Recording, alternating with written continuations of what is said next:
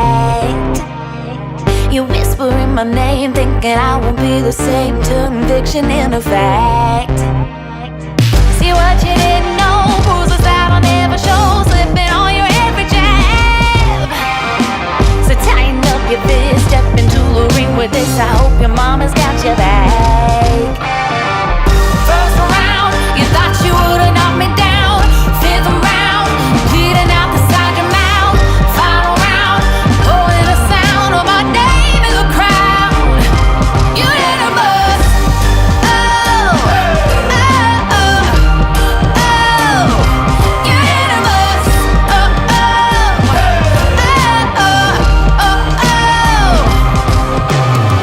Just 'cause I took a break, you're making a huge mistake, thinking you can take the throne. Look at you trembling, step into the lion's den. Bet you wish you stayed at home. Begging for mercy underneath your breath when I ain't even sweating yet. My legend's written in the stone, yeah. You're crying age, in defeat is now your only friend. Even your mama's gotta know. First round, you thought you would've knocked me down. Fifth round, bleeding out the side of your mouth. Final round, holding the sound of my name in the crowd. You didn't bust. Oh, oh, oh, oh. You didn't bust. Oh, oh, oh, oh, oh,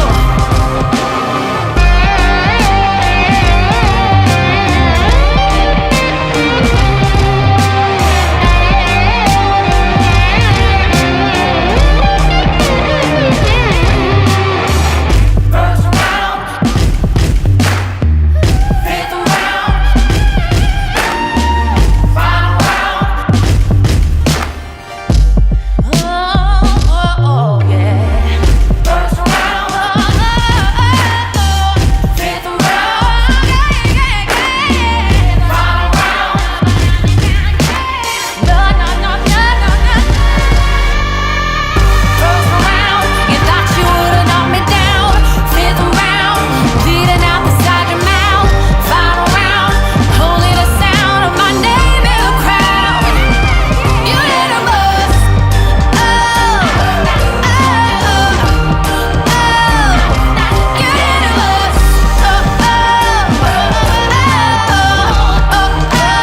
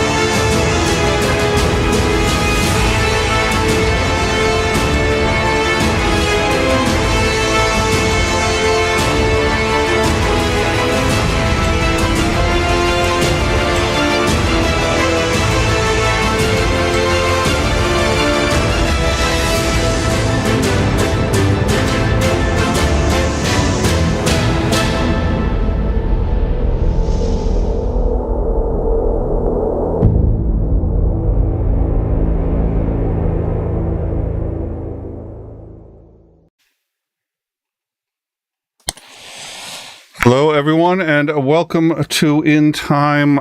Finally, thank you all for being patient with us. And with us today is Commander Lance McMillan. Commander, how are you? Oh, all things considered, not bad. You know, it's It's always tough around the holidays, and there's always more to do than you've got time for. So, Zandring ostensibly will be joining us if he's not here already. He sneaks into the room every now and then, and I don't. I should just keep the thing open because I don't get a notification when he's in, and all of a sudden, boom. Thank you all for joining us. Obviously we had a few difficulties. Neither of us have actually seen the speech yet. We wanted to watch it with you when we get our first reactions, and obviously there's going to be interest in this anyway, so hopefully we'll go forward. The only thing I'd also like to do is Commander McMillan is on our Discord. Come in and join, and if you want to talk to him or any of the others, it's not like, it's not like I'm tuna salad or nothing. I have comments too, but apparently he's the big star of the Discord.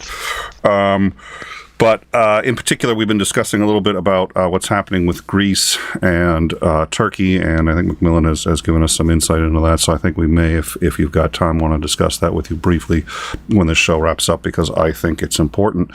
So, that notwithstanding, let's go straight into the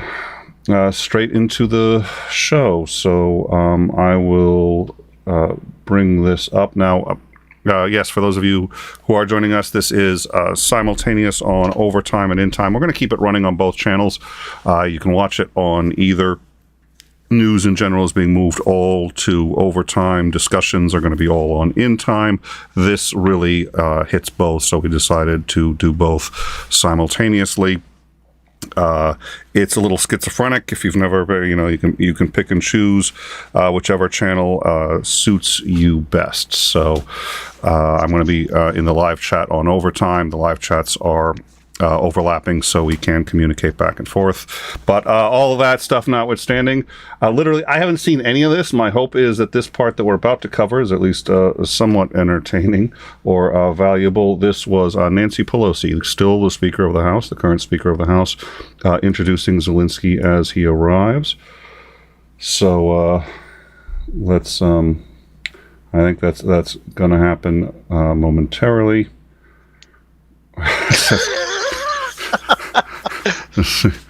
The towels to dry up any wetness. Well, and I love he just sort of wanders in, and there's just the cameras are live, and I can be seen internationally. All right, so now this is a bit of a surprise visit. Nobody was expecting. We did find out, I think, yesterday or the day before that he was going to be visiting, and or that he was already there. We discussed this yesterday, that he was coming. The speculation has been that there was going to be something new, major with this. I'm not sure I necessarily expected that. This is a great time to go. I think, at least in my view, it's winter. The war is kind of settling down a bit. At least for now. It's going to obviously intensify. He wants to keep people's interest up, and he wants to keep people invested in what's going on. Biden is investing I think it was $1.7 billion more in this, and then Congress is part of a package that's going actually to NATO and NATO allies, another $44 billion, if I remember correctly. Is that about right? What are your thoughts on why now for the visit? The numbers you're throwing around kind of sound what I've heard, but I haven't been able to access anything today. I've been sitting in a operating room, waiting for my father to finish surgery. So anyway, those numbers sound about right. And I would note that any money being given to NATO, you can expect, I would think, at least part of that to be going also to Ukraine, because the NATO countries, as they acquire new stuff from us or wherever, will then immediately have old stuff they can get rid of and likely provide it to Ukraine. All right. We may have sound. I can't tell if we have sound. Yes, we do. All right, we got sound. It is a profound privilege and with great pride that I welcome President Zelensky to the capital of the United States. We had talked about the fact that recently, a few months ago, we had the privilege of welcoming the First Lady to this temple of democracy. She made a a great case for the need for more weapons, more humanitarian, more economic assistance by talking about the children. I've told the president again and again that the children and the war, using women as a tool of a weapon of war, is something that the Russians are going to have to answer for. But today, at this time, here we are today to welcome the brave, courageous President Zelensky in order to praise not only him, but the courageous, unified people of Ukraine for what they are doing to protect democracy. Over the last 10 months since the invasion, you, Mr. President, and the Ukrainian people have met Putin's brutality with a strong will. Your visit comes as the Congress prepares to again pass another consequential round of security, economic, and humanitarian assistance. Within the next 48 hours, hopefully this will be done. And I want to applaud President Biden's plans to deliver a Patriot air defense system, additional HIMARS, and other vital military equipment. We are very, very pleased at that decision by the president and the determination to get that done. And I give tribute to you, Mr. President, for making the case so clearly about how this is needed. I was telling the president earlier that my father was a member of Congress when Winston Churchill came here in 1941, the day after Christmas, really within a week and 81 years of today. And he made the case for calling upon America to help fight tyranny in Europe. He said at that time, "We are doing the noblest work in the world, not only defending hearth and homes, but the cause of freedom in every land." That is exactly what the people of Ukraine are doing. Their own homes, their own hearth, but freedom and democracy throughout the world.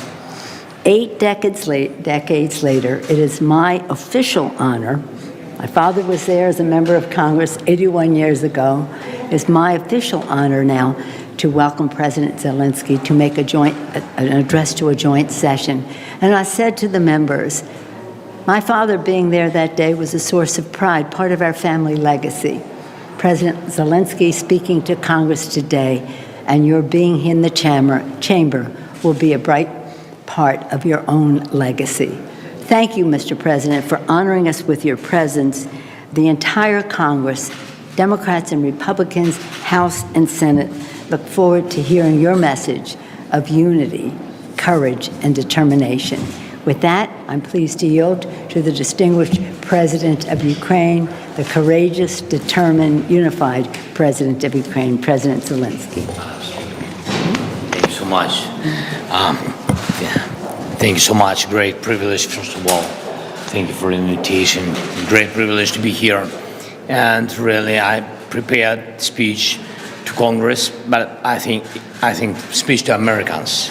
That is great honor for me, and I want to give all the messages that I prepared in your language, with all respect to your country, for that support that you've done for Ukraine in our battle.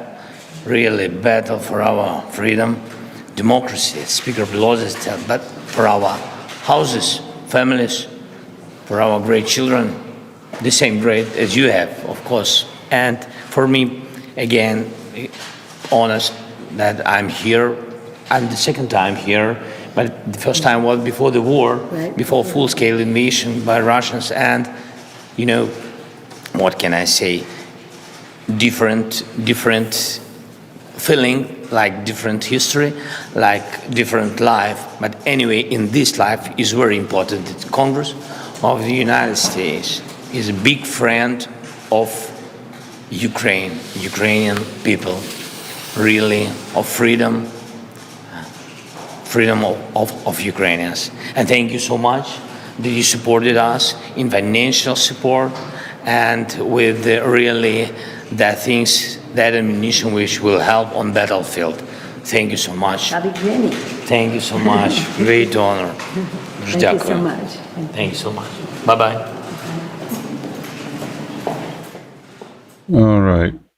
So that is the introduction. Now I've got I've already got some notes on the conclusion of this, but we'll try not to forget them.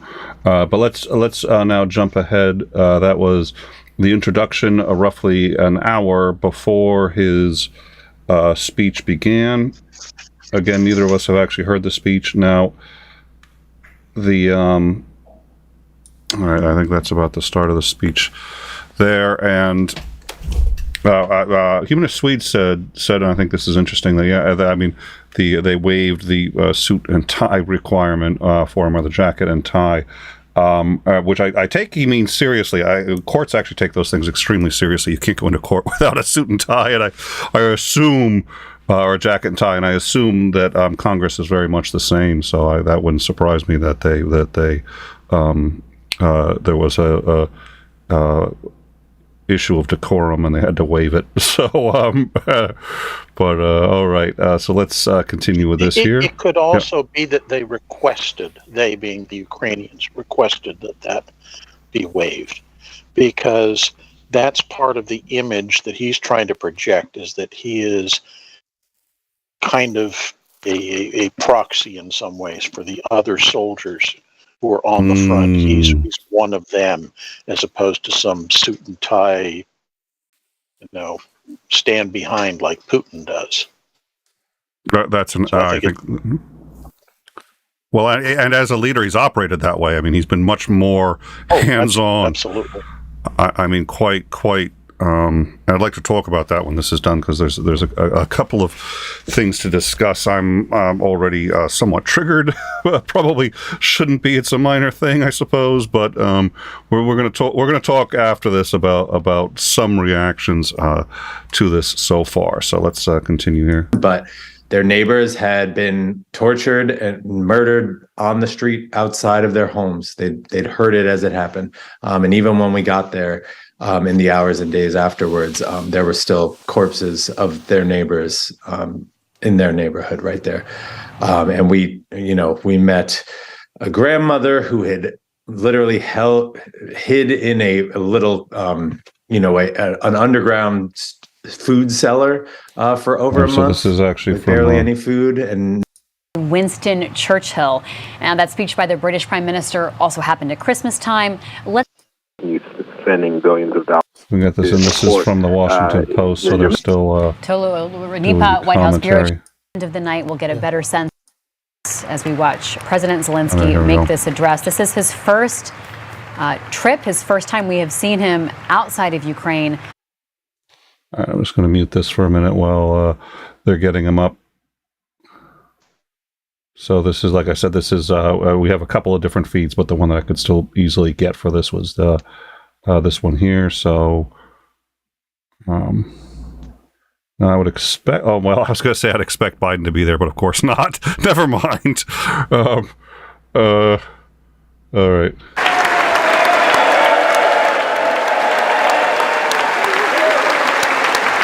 Thank you so much.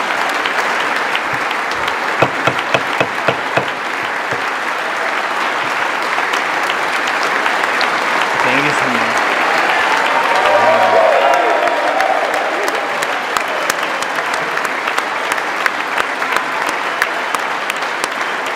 Good answer.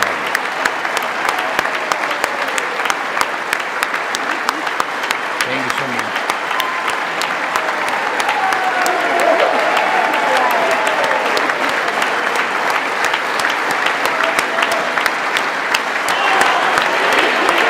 Героям слава!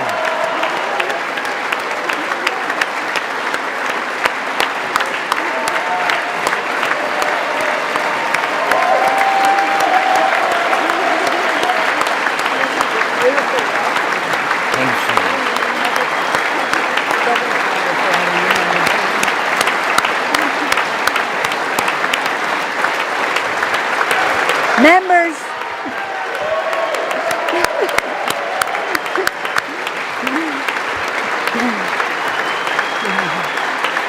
Members of Congress. I think it's too much. I think it is. Members of Congress, I have the high privilege and the distinct honor of presenting to you His Excellency Vladimir Zelenski, President of the Ukraine. Thank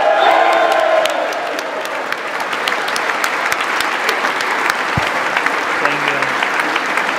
Thank you so much.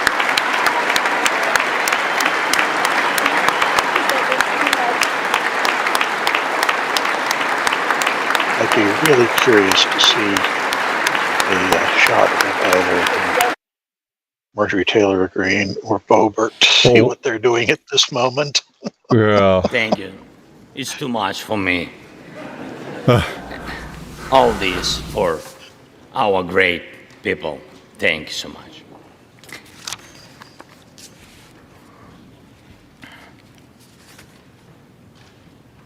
Dear Americans, in all states, cities, and communities, all those who value freedom and justice, who cherish it as strongly as we Ukrainians, in all our cities, in each and every family, I hope my words of respect and gratitude resonate in each American heart. Madam Vice President, I thank you for your efforts in helping Ukraine. Madam Speaker, you bravely visited Ukraine during the full-fledged war. Thank you very much. Great honor. Thank you.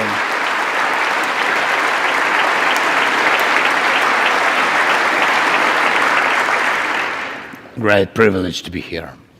Dear members of the Congress, representatives of both parties who also visited Kyiv,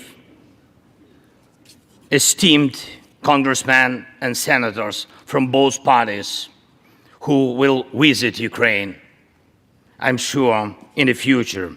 Dear representatives of diaspora,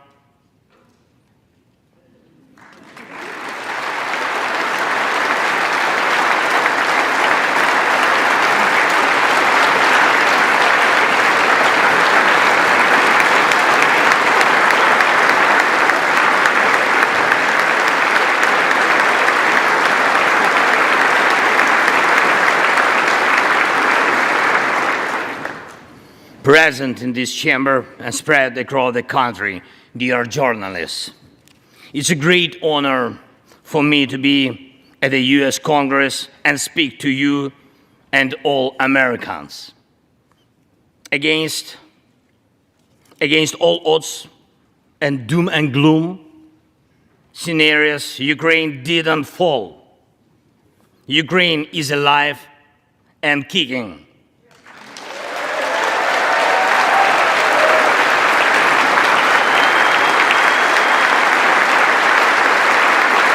Thank you.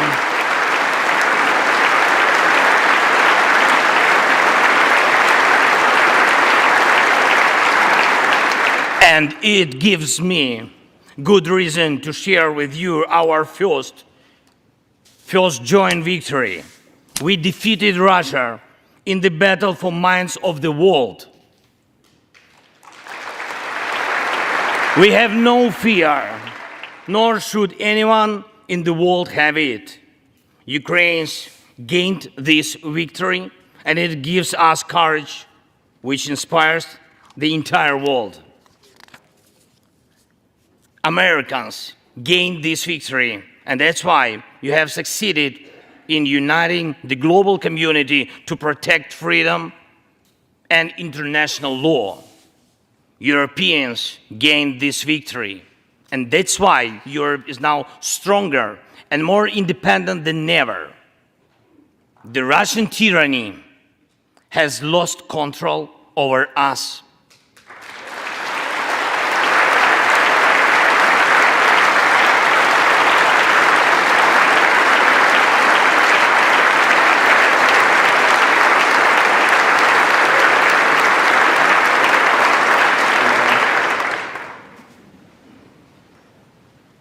And it will never influence our minds again. Yet, we have to do whatever it takes to ensure that countries of the Global South also gain such victory.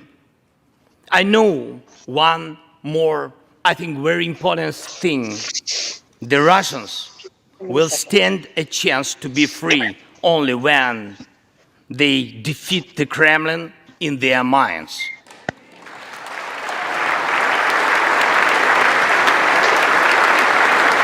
Yet, the battle continues, and we have to defeat the Kremlin on the battlefield. Yes, this battle is not only for the territory, for this or another part of Europe. The battle is not only for life, freedom and security of Ukrainians or any other nation which Russia attempts to conquer. This struggle will define in what world our children and grandchildren will live, and then their children and grandchildren. It will define whether it will be a democracy of Ukrainians and for Americans for all. This battle cannot be frozen or postponed. It cannot be ignored, hoping that the ocean or something else will provide a protection.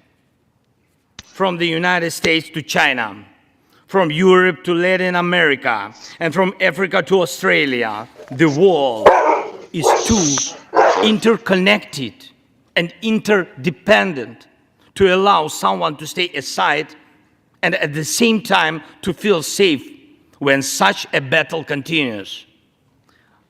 Our two nations are allies in this battle. And next year will be a turning point. I know it, the point when Ukrainian courage and American resolve must guarantee the future of our common freedom, the freedom of people who stand for their values.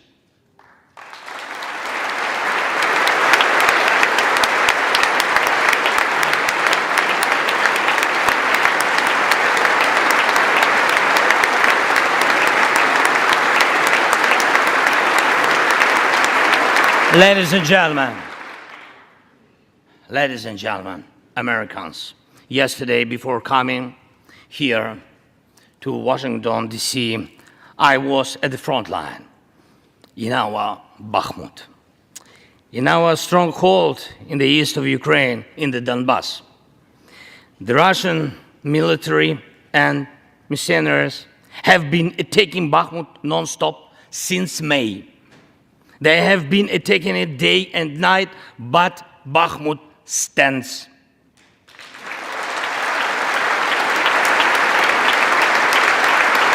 Last year, 70,000 people lived there in Bakhmut, in this city, and now only few civilians stay. Every inch of that land is soaked in blood. Roaring guns sound every hour. Trenches in the Donbass change hands several times a day in fierce combat and even hand fighting, but the Ukrainian Donbass stands.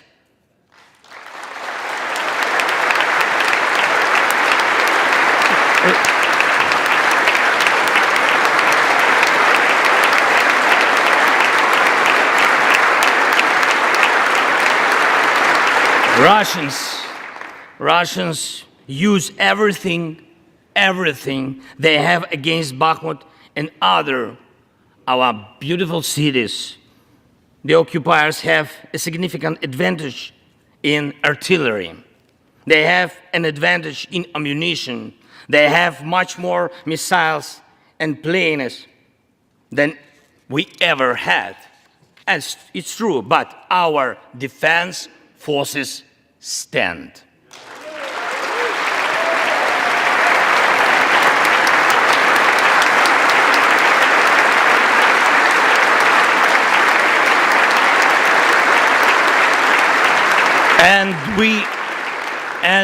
And we all are proud of them. The Russians' tactic is primitive. They burn down and destroy everything they see. They send thugs to the front lines. They send convicts to the war. They threw everything against us similar to the other tyranny, which is in the battle of the Bulge. Through everything it had against the free world, just like the brave American soldiers which held their lines and fought back Hitler's forces during the Christmas of 1944. Brave Ukrainian soldiers are doing the same to Putin's forces this Christmas.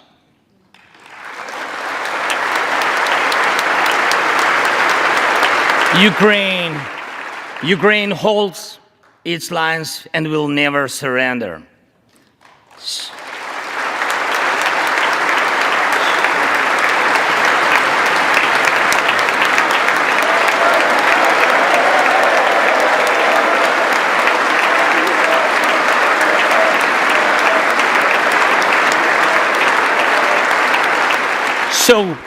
So here is the front line. The tyranny which has no lack of cruelty against the lives of free people. And your support is crucial, not just to stand in such fight, but to get to the turning point to win on the battlefield. We have artillery. Yes. Thank you. We have it. Is it enough? Honestly, not really. To ensure Bakhmut is not just a stronghold that holds back the Russian army, but for the Russian army to completely pull out, more cannons and shells are needed. If so, just like the Battle of Saratoga, the fight for Bakhmut will change the trajectory of our war for independence and for freedom. If your patriots stop the Russian terror against our cities, it will let Ukrainian patriots work to the full to defend our freedom. When Russia cannot reach our cities, but its artillery, it tries to destroy them with missile attacks. More than that, Russia found an ally in this genocidal policy, Iran. Iranian deadly drones sent to Russia in hundreds became a threat to our critical infrastructure. That is how one terrorist has found the other. It is just a matter of time when they will strike against your other allies. If we do not stop them now, we must do it.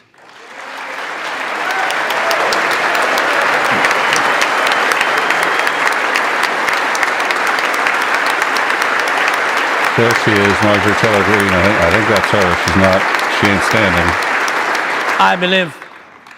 I believe there should be no taboos between us in our alliance.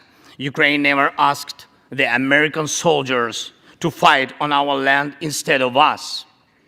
I assure you that Ukrainian soldiers can perfectly operate American tanks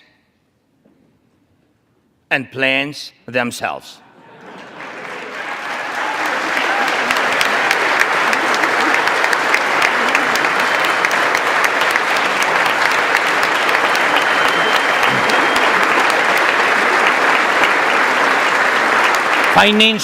Financial assistance is also critically important, and I would like to thank you very much. Thank you for both financial packages you have already provided us with and the ones you may be willing to decide on. Your money is not charity. It's an investment in the global security and democracy that we handle in the most responsible way.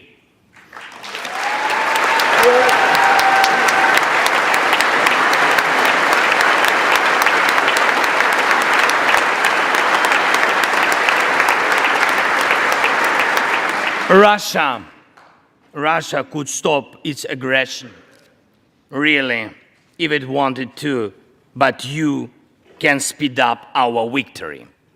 I know it.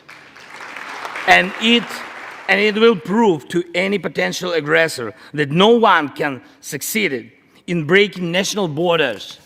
No one committing atrocities and reigning over people against their will. It would be naive to wait for steps towards peace from Russia, which enjoys being a terrorist state. Russians are still poisoned by the Kremlin. The restoration of international legal order is our joint task. We need peace.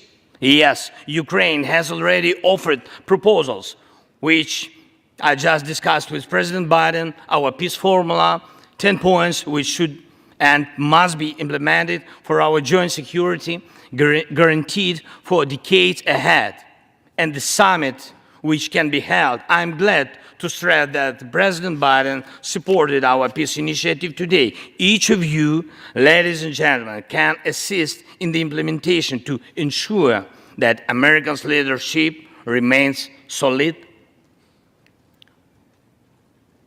bicameral, and bipartisan. Thank you.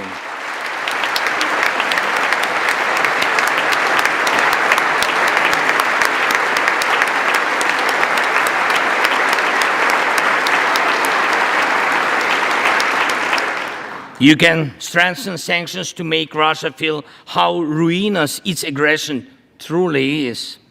It is in your power, really, to help us bring to justice everyone who started this unprovoked and criminal war. Let's do it. Let terrorists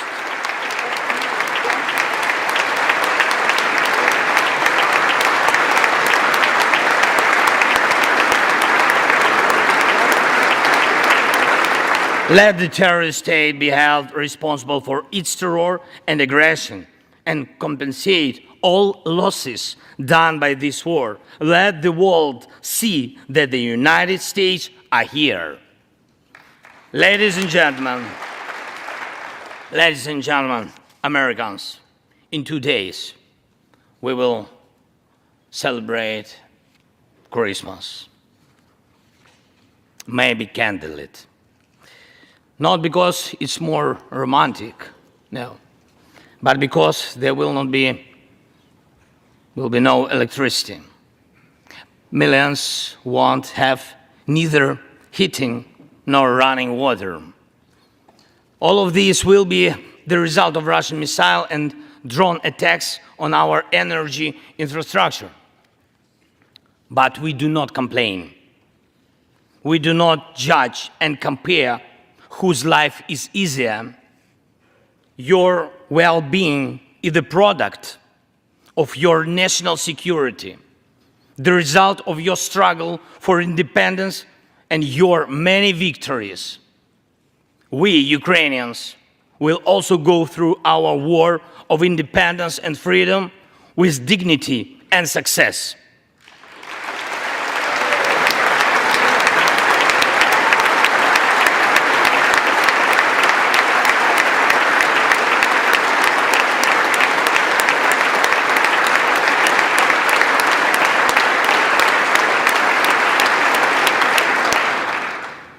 We'll celebrate Christmas. Celebrate Christmas, and even if there is no electricity, the light of our faith in ourselves will not be put out. If Russian missiles attack us, we'll do our best to protect ourselves. If they attack us with Iranian drones and our people will have to go to bomb shelters on Christmas Eve, Ukrainians will still sit down at the holiday table and cheer up each other. And we don't have to know everyone's wish, as we know that all of us, millions of Ukrainians, wish the same: victory. Only victory.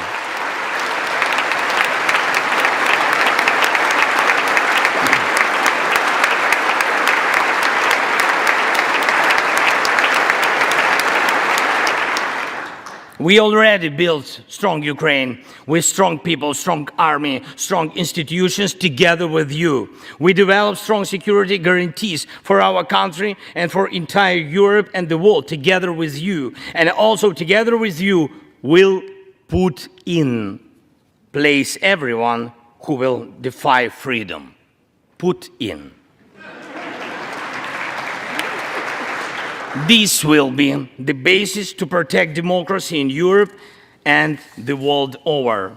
Now, on the special Christmas time, I want to thank you, all of you. I thank every American family which cherishes the warmth of its home and wishes the same warmth to other people. I thank President Biden and both parties at the Senate and the House for your invaluable assistance.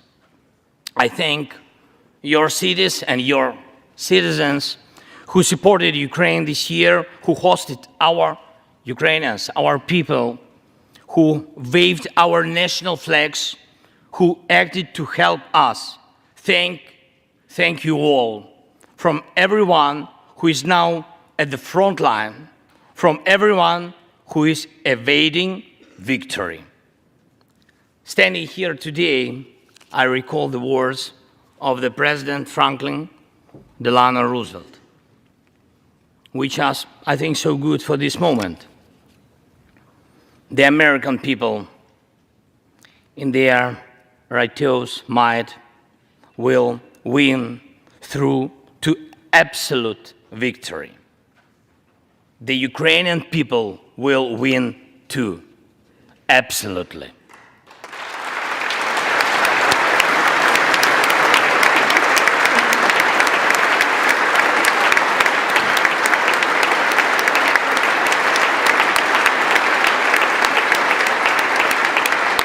I know that everything depends on us, on Ukrainian armed forces, yet so much depends on the world. So much in the world depends on you. When I was in Bakhmut yesterday, our heroes gave me the flag, the battle flag, the flag of those who defend Ukraine, Europe, and the world at the cost of their lives. They asked me to bring this flag to you, to the US Congress, to members of the House of Representatives and senators whose decisions can save millions of people. So let these decisions be taken. Let this flag stay with you, ladies and gentlemen. This flag is a symbol of our victory. In this war, we stand, we fight, and we will win because we are united, Ukraine, America, and the entire free world.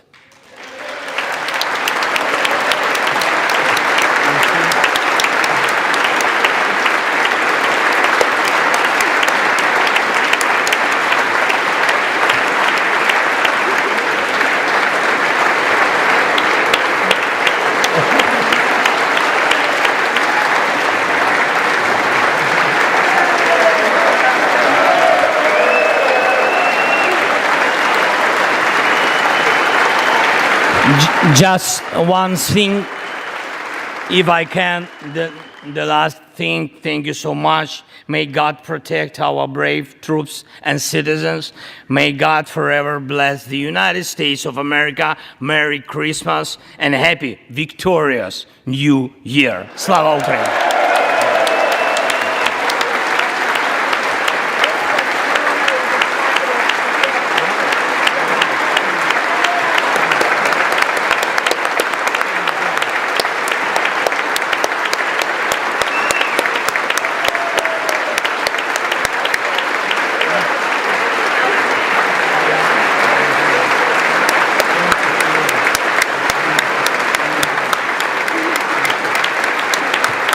Thank you so much.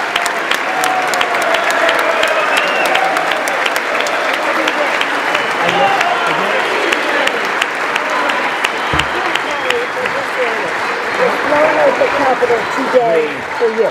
Okay. To me. Somebody will carry it. I can hold. Okay, there you go. We'll turn around. Yes. There we go.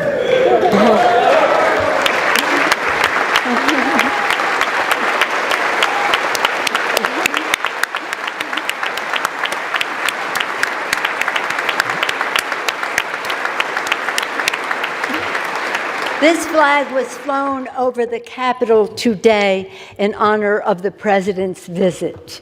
Thank you so much. I will take it. I think all the best.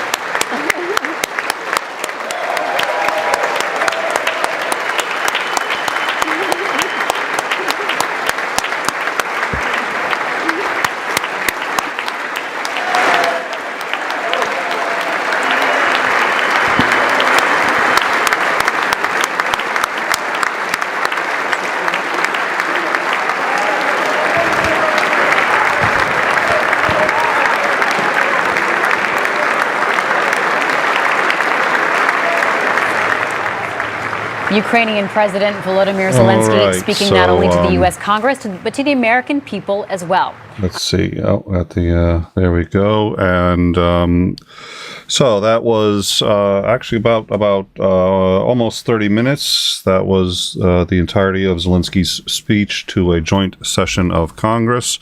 With me right now are Commander Lance McMillan and 𝐒𝐤𝐬𝐚𝐬, who has also joined us. And so what I'd like to do is I want to put this down here. 𝐒𝐤𝐬𝐚𝐬, welcome. How are you?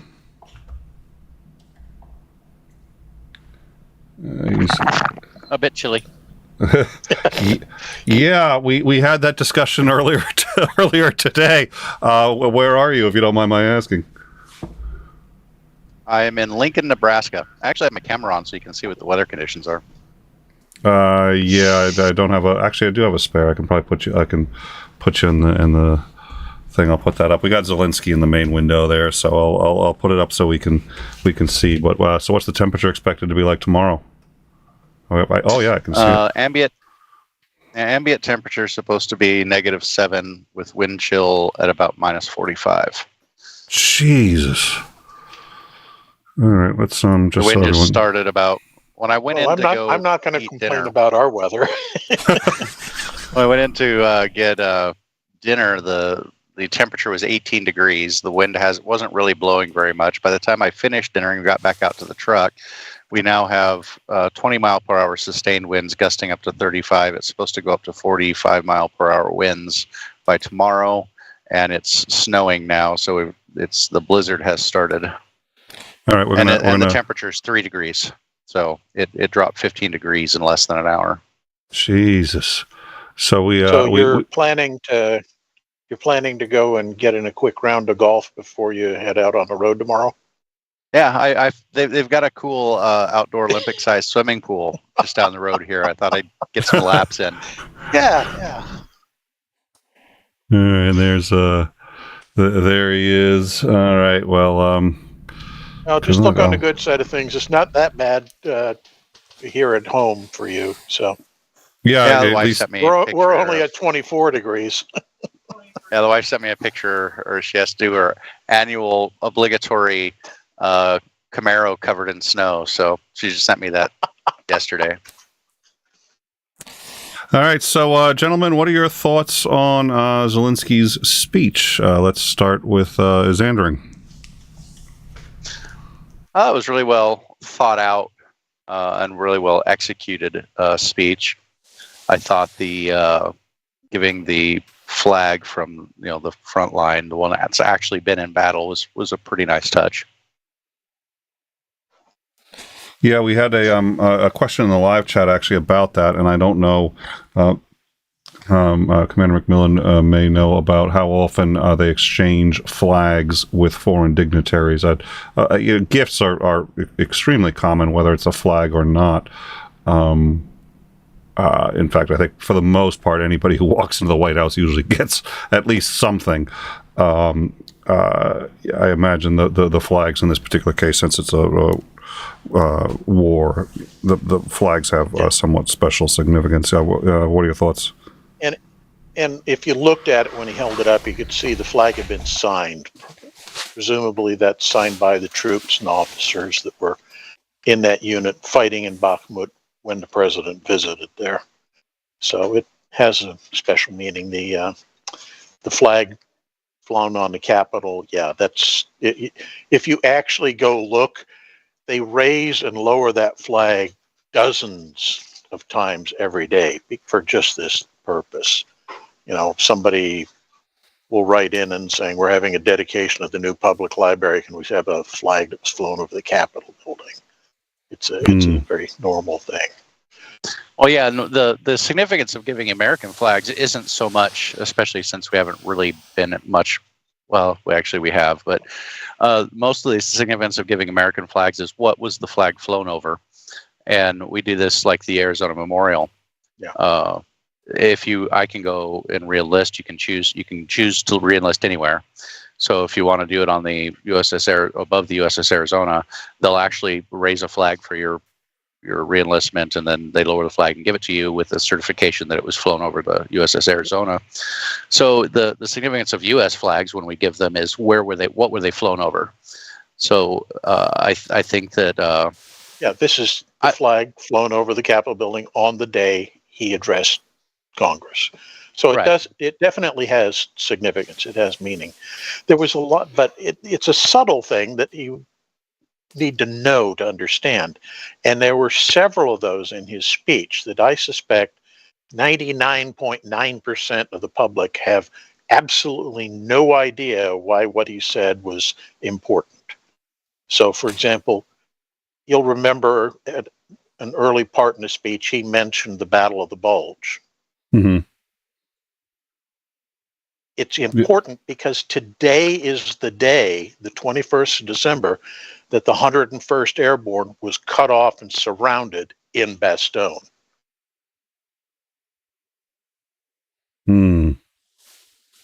Yeah, it was an incredibly well thought out, crafted speech. This will come across as perhaps critical, trying to downplay it, but don't mean it that way. I mean this very positively. It was a brilliant bit of propaganda. Or rhetoric, I think, is another. Well, that too. Well, but it is propaganda. He's trying to shape public opinion through his statements in this speech, and it was executed brilliantly. Compare this, even with his halting English, with the bombastic crap you see coming out of the Kremlin when either Putin or one of his, thugs in waiting stands up and says something. It really is. This is the front line of the battle for world democracy is right now in Ukraine. And he, I think, conveyed that message absolutely brilliantly. It's one of the front lines. The second one being fought with MAGA over January 6th. But anyways, yes, Xander. Exactly. Sorry, what were we going to say? I also like talking about kind of subtlety. I mean, it was blatantly said, yet it's still kind of subtle, and I think in what he was getting at too. Talking about it's like we don't need American soldiers here, but if you were to, give us equipment, it's like we're perfectly capable of driving your tanks and flying your planes. Which is a paraphrase of one of Churchill's things, which kind of got alluded to, which was give us the tools and we'll finish the job, which was the whole, plea for Lend-Lease during World War II. There was a lot of Churchill references, a lot of them. Yeah. Any others you can think of off the top of your head from that? Or anything else that you think maybe people would want to, if you can think of anything else highlighted that was subtle in there? I'd have to go back and review it and study it a little more because, like you said, going into this, you and I have seen this for the first time. So, but there were a couple of moments when I went, "Oh, that's very clever." The Putin joke was risky. I thought it was clever, but it was. And somebody in the live chat said there aren't going to be any jokes here. I don't know if they meant that as a joke, but it was just like that was Putin in his place. Okay. That was clever. Interesting going for the joke. Marjorie Taylor Greene, she was. I'm just as I thought. I couldn't despise her anymore. It's like even I've been at speeches with people who have been saying things that I, in general, or with people who I oppose when I was, doing work on political campaigns, and my policy usually is to just stand up with my hands behind my back, just like, or at my side. It's crystal clear I'm not clapping, but they deserve the dignity of standing up, and it's hard to imagine that, it's just I'm going to tweet, well, Zelensky's here. I would have hoped, I guess, and this is out there, I suppose, but I would have hoped even the most staunch, well, Ukraine's really, it's a kind of their fault or whatever, that person would recognize the suffering that's going on there, and that these people are really in a lot of trouble and there's a great deal of suffering, and try to give at least some respect to the president, if nothing more than putting down the fucking phone while he's talking. But, it's... She's a MAGA. If it isn't putting money in her pocket, it's obviously bad. Yeah. Oh, well, so any other thoughts on this before a couple other questions and things I want to delve into that we have here? Any other thoughts from either of you?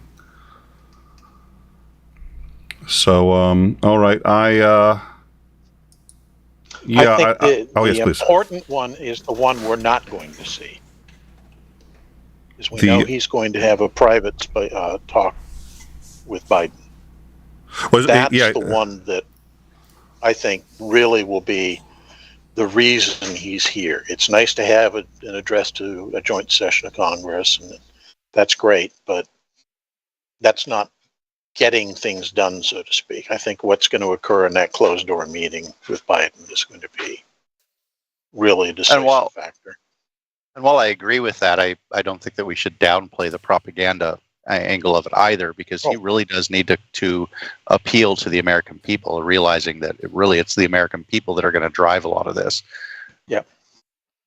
Well, and I was asked that today as well, I think, when we were waiting for the stream the first time around. And again, thank you, everyone, for your patience. Somebody had said, how long can Americans hold out in terms of enough support that this is tenable? They've got another, like I said, I think it was like $44 billion or whatever it was package coming up. And it's, the U.S. is certainly having some economic trouble, so it's sort of like, how long can the average American keep it up? Because if the average American decides we really don't want to be in there, it is very difficult to see how we can continue. So I guesstimated maybe this spring, and that was more actually, I think, your guesstimate. One of the first times we spoke about this, Commander, you may have adjusted, but I think you had said sort of, if it's not done by the spring, Americans are going to probably want to pull out. Does that still sound about right to you, or? I think the spring will be when a serious debate begins about it, whether we actually pull out, whether or not the consensus among the population, the electorate in America, is that we should leave it, is a separate question. But I think the debate will be pushed starting about then, because that will be, within a few months of the new incoming freshman representatives and the GOP having control in the House, and they're going to try to use that new muscle and flex that muscle by doing something like that. I think that they will cynically play that game so that they can extract concessions of some sort from Biden if he wants to continue to support Ukraine. That makes a lot of sense. Unfortunately, I agree. That makes a lot of sense to me. All right. So Fox News carried this in its entirety. Yay. I should not have to be surprised by the fact that they did that, but they did. Unfortunately, it ran 3 minutes into Tucker Carlson's show, and he was not pleased. I know. Tucker Carlson has said that... I stepped in some Tucker Carlson when I was out, sweeping the snow off the garden path. Oh, well, just wait. Just wait. He criticized, first of all, of course, started out with, quote, "As far as we know, no one's ever addressed the United States Congress in a sweatshirt before, but they, the United States Congress, love him more than they love you," he said to his audience. He also pointed out that he thought that Zelensky was dressed as the owner of a strip club. Quote, "The president of Ukraine arrived at the White House dressed like the manager of a strip club and started to demand money. Amazingly, nobody threw him out. Instead, they did whatever it was that he wanted. American taxpayers," Joe Biden declared, "will continue to give Zelensky whatever he demands for as long as it takes."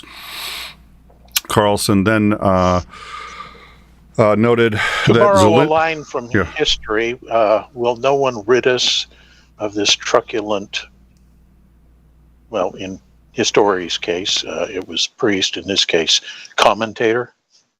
Yeah. Oh, that sounds you know so the familiar. reference? I don't. The truculent should be the tip off, and it's it's Edward wanted to get rid of Thomas Becket, who was the Archbishop of Canterbury. So rather than direct his people to kill him, he used that phrase, "Will no one rid me of this truculent priest?" Yeah, okay. No, I would not have recalled that one. All right. So let's see. He then said a number of things, such as what Ukraine really wants is regime change in Russia, and that's, in fact, what they're after. Now, it is true that in the initial demands for their negotiations, they said they would not negotiate with Putin. He would have to be removed. They have not mentioned that since. It's been quite some time since they've mentioned that, and they have seemed to have suggested they would actually speak and negotiate even with him still in power, and that is no longer a demand. But since that happens to be the case, that is what we call in the biz something that is true. And Tucker Carlson has great difficulty with things that are true. He also then added that everything that the U.S. is sending to Ukraine is going explicitly towards the end of regime change. This also is demonstrably 100% false. We've worked very hard to make sure that the things that we send can't actually strike within Russia, and that the limits are contained really to the Ukrainian border. I'd really like to know why it is that I can say plenty of true things here and get a strike from YouTube, but he can lie his fucking ass off and Fox promotes him and sends him even more money. I'd like to figure that out someday. Anyways, he also said, quote, "What happens if he, quote, wins? What does the insurance chaos look like? Thought about that? Who's going to secure the largest arsenal once we help Zelensky topple the Russian government?" The point of this entire exercise, the point of him coming to Congress, was to fawn over the Ukrainian strip club manager and hand him billions of more dollars from our own crumbling economy. It is hard, in fact, it may be impossible to imagine a more humiliating scenario for the greatest country on earth. That was Tucker Carlson opining on the speech we just saw. Macmillan, starting with you, thoughts? Probably a string of obscenities is not considered good for, your monetization. So I'll simply remain silent. All right. Is Andering thoughts? My thoughts are I'm still constantly surprised that it's now the Republican Party that is saying we should stop being interventionist. This is one of the areas why I have a difficult time with foreign policy, because one of the reasons that we have the lifestyles that we have in the United States now is because the U.S. decided it would rather fight its wars somewhere other than here. That's why we've gotten into quite a few proxy wars and gotten to be quite interventionist in lots of different areas around the world, is to secure our interests here. And I am not convinced that, were Russia to actually win and take over Ukraine, that they would stop there. And all we would need at that point is for them to actually attack a NATO member to draw us into an actual fighting war with Russia. This is one of the reasons why I'm willing to, support intervention, and I lament the fact that we are desperately trying to avoid a direct fighting war with Russia, because we could end this war in a week. If we had the guarantees that nuclear weapons weren't going to be used, we could go in and end this war within a week. And, think of all the lives that we would save. And now, while I think we need to be important in emphasizing your little caveat there. Caveat is yes. Yes. If we could guarantee, that nuclear weapons were completely off of the table, nobody was going to launch any nuclear weapons whatsoever, the United States by itself could go in this war in a week and save, hundreds of thousands of lives potentially. So it's not so much that Ukraine is that shining beacon of democracy on the hill that we should go defend, but rather not so much that we're trying to defend Ukraine because of their virtue, but rather defending Ukraine against the evil that's being perpetrated against them. The Ukraine is not at fault for being invaded by Russia, and I sincerely wish that the United States could stand up and make one hellaciously big punctual exclamation point in the form of several craters, that this won't be tolerated by the free Western world.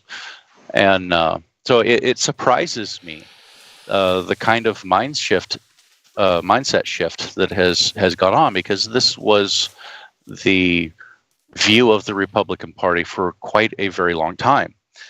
And when you start looking at some of the statements by prominent Republicans talking about how we should butt out of this issue, it's a regional conflict, it doesn't involve us, I think they're pretty damn short-sighted and don't have a good grasp of history when they say that. But at the same time, these protectionist, isolationist tendencies is like, okay, fine, we'll stop being the world's policeman, but what does the world look like if the United States doesn't get involved in all of these affairs? And the answer is life in America gets noticeably worse. It's like we have all of the things and privileges that we have today. We have the world's reserve currency. We have power and influence across the globe to get countries to do what we would like them to do, all for the benefit of the United States. Now, you may not particularly like the fact that we're kind of the mob boss on the block saying, oh, it's a really nice country you got there. We'd kind of like to have this. And man, it'd be a shame if these rebels invaded and overthrew your government. You may not like that, but if you enjoy the quality and standard of living that you have in the United States now, it's because the United States has been proactive in places other than the United States to try and get that influence and to get those privileges for the United States.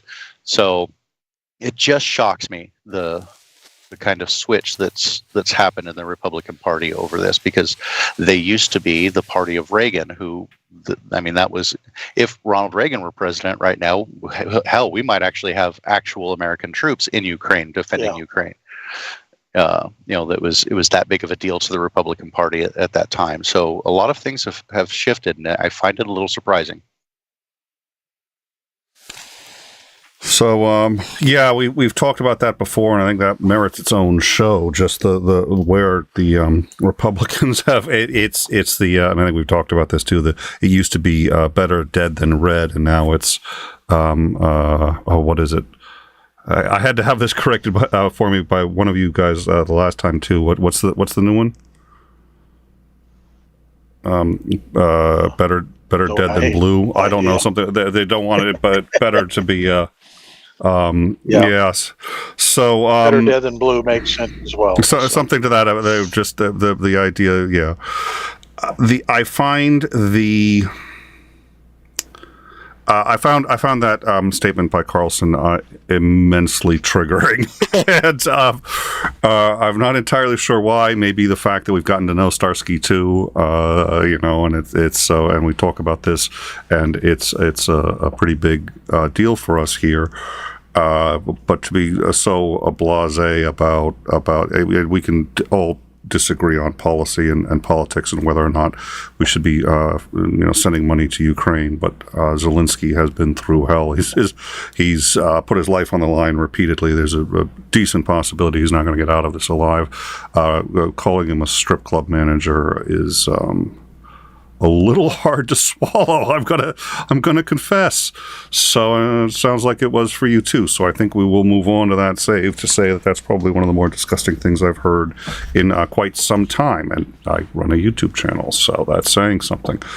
All right. So that notwithstanding, we had one more question that I think I really wanted to hit, and then I think we're gonna call it a night. We were gonna also discuss Greece and Turkey, but I think we should save that for another show. And I'd like to remind people that we're going to have Operator Starsky on. Our next show is Operator Starsky, 1 p.m. Eastern on Friday. I hope you will join us for that. Obviously, a great deal to talk about. We're expecting to have Commander McMillan and 𝐒𝐤𝐬𝐴NDring there, so I think it's going to be a good show. The Starsky shows are always, come on by. Make sure that you put a reminder up so you don't miss the show. You can ask Starsky questions, and we'll also make sure we get everyone who can come, Commander McMillan, maybe Starsky, into the VC afterwards to talk. So join us on the Discord so you're all prepped, and make sure that you got your audio working and everything for that. So come on in, join us, and that'll be a good show. So we had a question from Titan, which we've asked you about before, but I'd like to ask a little more concretely. I think this is sort of what we're talking about. And so what I'd like you to do, Commander, is to tell me, in your view, having studied a military history, being a graduate of the Naval War College, these kinds of things are your bread and butter. We're taking a look at Russia, what they are doing now in Ukraine. Everybody's like, well, maybe they would stop, maybe they won't. There's any number of factors. We really don't know. So if you could just for a minute take the 1 million foot view. In your opinion, if the U.S. either had not given money to Ukraine, which I think would constitute one set of circumstances, and or even given that we have, but let's assume that Ukraine falls.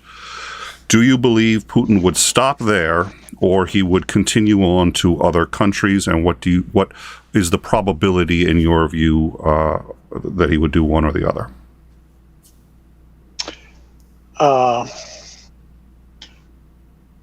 Let's take it from the current situation. Let's not look at what might have happened. Let's look what is happening. Let's assume that magically all support for Ukraine evaporates overnight, and they're forced to fight on their own. Eventually, in all probability, try that in English this time, in all probability, Ukraine falls. It's going to take the Russians in that situation not just years, but decades to pacify the country. Once that happens, then they're in a situation where, okay, do we continue going? Well, the question then becomes, what has the West done in that interim period? If the West has decided that Russia is, in fact, a terrible threat and has revitalized NATO and all of that is in place, where does Russia go to expand? Possibly reincorporating the Stan brother countries, some of the smaller places in the Caucasus region, that kind of stuff might happen. But Eastern Europe is largely blocked at that point because they are all now NATO members. And attacking them brings this to a head. And the Russian army, at least currently, is broken. I think everybody is fully aware that if the Russian army of today went up against the NATO of today, there'd be NATO troops in Moscow within a month, probably. We'd just, bowl over them. So in addition to fighting that guerrilla war for a couple of decades to pacify a collapsed Ukraine, they're also at the same time having to rebuild their army to a point where they could make a military move. And the question is, in that 20-year time frame, what's the rest of the world doing? We've already talked about the likelihood that NATO would say, okay, these guys are a real threat, and they're going to, kind of fortify themselves against them. But the flip side of that question is, what the hell are the Chinese going to do? Got to remember, Russia has a common border with China and has views that some of those Stan Brother areas are rightfully their sphere of influence, that Mongolia is rightfully their sphere of influence. And if Russia's getting aggressive, they may look at it as an opportunity for, hey, we can walk in the back door while these idiots are getting their asses kicked again. So it gets to be a real conundrum trying to figure out where things may go based on that. Now, going back to the first aspect of that question that you asked, what happened if Ukraine had not gotten support? If I can reframe it, perhaps, do you think his original intent would have been to continue past, but for now the damage and the faults that have been shown to be in the army, was that really his original intent, or would he have stopped there? I don't think he would have forced a military confrontation, but I think he would have tried to threaten and coerce certain states into bowing to his will. I think the three Baltic states, Latvia, Lithuania, and Estonia, would be definitely a potential target for him to be threatening. I think countries like Georgia, Armenia, Azerbaijan, the Stan Brothers, those kind of places, similarly, he'd be pressuring them. I think the goal there was to kind of reestablish the Russian Empire.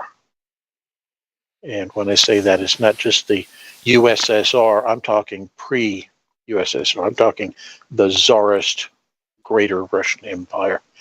And yes, that does, in extreme cases, include Alaska. Oh, dear Lord.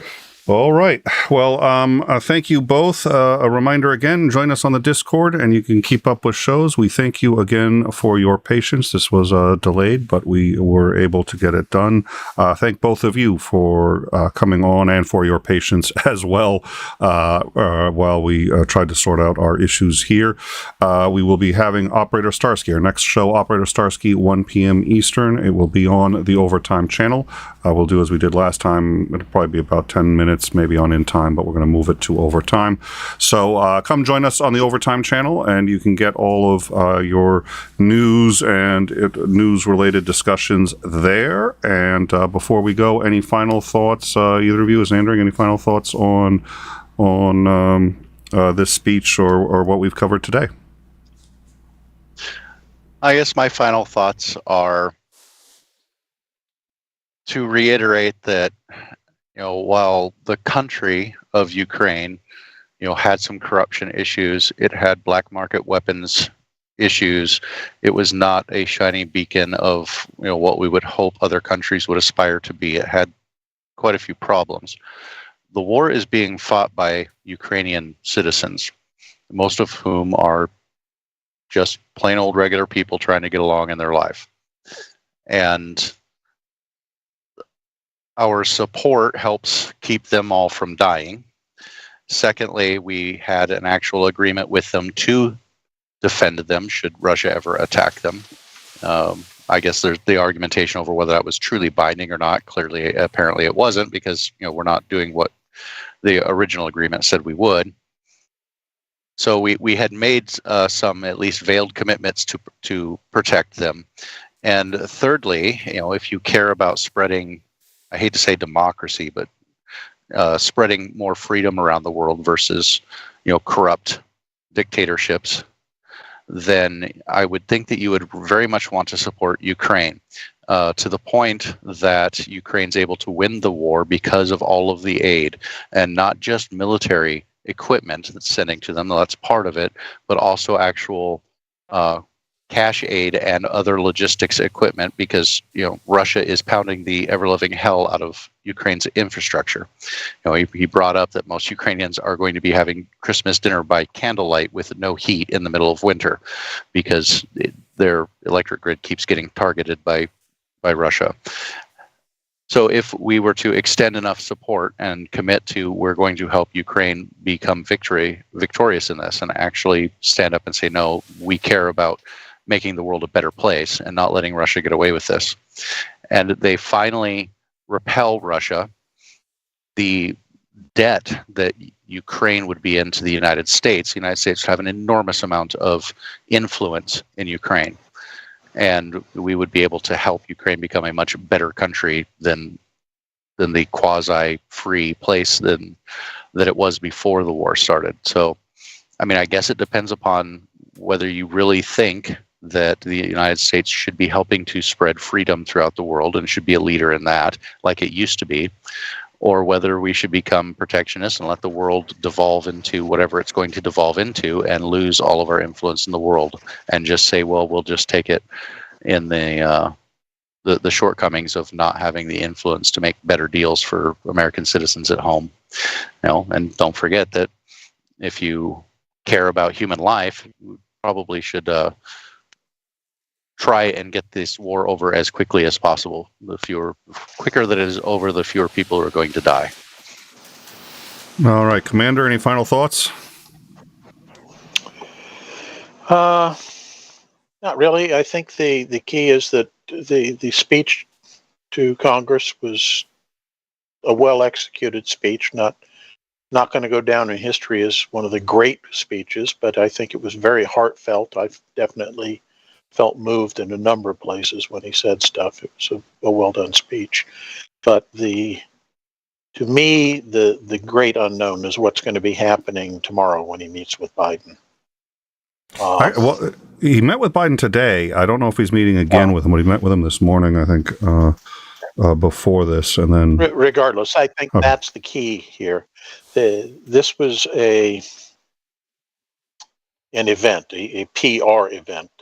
The real meat of why he would leave his country in the middle of a war to come here is, to me, very, very pressing. He would not do this unless there was something he really needed to discuss, something he couldn't do via secure teleconference. So I think what we find out about that meeting is going to be very illuminating about where things are going to be going next. Oh, yeah, I've forgotten to really... Well, we mentioned that briefly, which is why now? Why is he coming? And, it seemed to me that if you're going to come now is a decent time. It's winter time and so on and so forth. But I think that's a fair point, that maybe there was an urgency because of a specific matter, which makes a lot of sense. All right. Well, thank you, gentlemen, and we look forward to seeing you all on Friday, 1 p.m. Eastern. I was thinking of doing a Putin joke, but I think I'll leave that to the professionals. Thank you all for joining us, and we will see you then. We are going to, after that, we may not talk too much. We may not do another show, and Starsky, we usually try to keep everything else out of that show. So happy holidays to all of you. If we don't see you then, we'll be doing the in-time sort of dinner table holiday celebration. More on that on our Discord and coming streams. But until then, have a marvelous weekend, and please stay safe in that weather. Good night, all.